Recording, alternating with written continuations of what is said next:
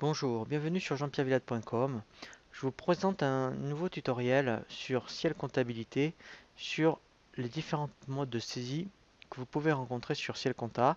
Nous allons voir dans un premier temps la saisie en mode saisie standard. Dans le menu saisie, ici vous allez voir saisie standard. L'objectif de la saisie standard est de faire ce qu'on appelle une saisie en mode pièce, où dès que vous allez enregistrer une pièce, il passera à l'écriture suivante. Le mode standard implique également que vous appeliez tous les comptes, le compte fournisseur, le compte de TVA, et également le compte de charge ou de produit en fonction du journal utilisé. Première chose que je vous conseille, c'est de cocher ici libellé égale intitulé du compte. Comme ça, dès que nous allons saisir ici un libellé, il remettra automatiquement le libellé dans l'écriture. Le calcul automatique est très intéressant puisque dès que vous allez, vous voyez, il y a une infobulle qui apparaît. Dès qu'on va indiquer le montant TTC, il va à la fois calculer la TVA et le montant hors taxe. Donc, première chose, j'indique le journal que je vais utiliser. Donc, on va prendre un exemple, une facture de France Télécom. On indique soit la date du jour ou la date de la pièce. Le numéro de pièce est indiqué ici automatiquement, puisqu'en fait il y a un paramétrage au niveau du journal. Alors je vous proposerai un tutoriel justement sur la création des journaux, donc je vous conseille fortement que ce soit Ciel qui incrémente automatiquement vos numéros de pièces. Ici j'indique le libellé de l'écriture et je vais me positionner directement dans la grille de saisie. Je vais donc commencer par le compte fournisseur. Donc dès que je tape 401, il va m'afficher ici tous les comptes fournisseurs qu'il connaît.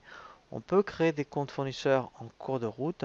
Je vous conseille quand même fortement d'avoir bien initialisé votre plan comptable avant de commencer la saisie.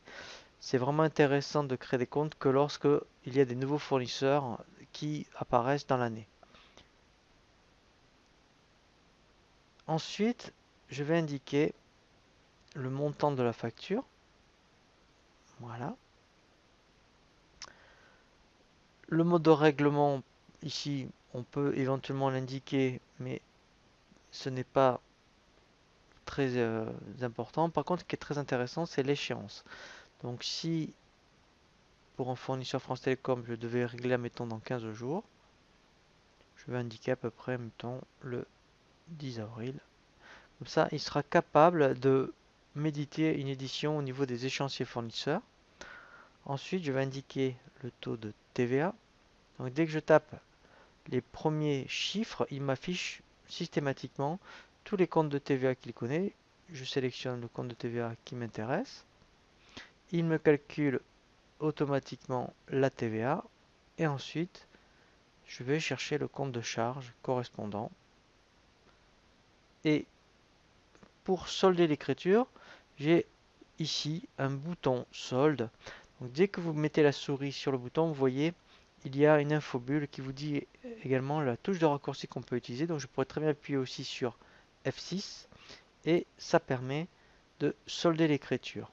Donc vous pourriez très bien insérer, si on avait maintenant oublié une ligne d'écriture, ça permet d'insérer une ligne. Effacer, ça efface uniquement une ligne.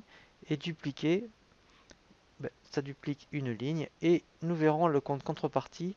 C'est très intéressant pour justement, lorsqu'on est dans un journal de banque, il mettra le compte 512 automatiquement.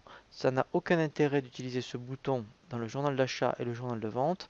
C'est vraiment très intéressant. On le voit que dans le cas de journaux de trésorerie. Ça vous permettra d'éviter de mettre le compte 512 à chaque fois. Donc là, j'enregistre mon écriture. Alors, enregistrer une écriture, ça signifie qu'elle est enregistrée en mode brouillard. Elle n'est pas validée. On peut revenir à tout moment. Voilà, sur l'écriture, quand on est dans le menu liste écriture. Ici, je demande achat. Et ici, je peux voir mon écriture. Dès que je redouble-clique dessus, il me réintègre l'écriture dans mon journal. Deuxième chose, donc je vais vous montrer toujours en saisie standard, parce que c'est intéressant de voir le bouton contrepartie, donc je vais changer. Je vais prendre le journal de banque et je vais faire exprès de régler la facture France Télécom. Donc le numéro de pièce, là c'est pareil, ça pourrait être la pièce 106. Là je mets règlement France Télécom. Je vais appeler mon compte 401. Voilà, donc là en fait je vais régler mon fournisseur et dès que je vais cliquer sur le bouton contrepartie, obligatoirement, vous voyez, il me met le compte 512. Voilà, donc là ça évite, je dirais, de taper une ligne supplémentaire et j'enregistre en mode brouillard. Voilà pour la saisie standard. Je vous dis à très bientôt sur jean-pierrevillette.com pour un nouveau tuto.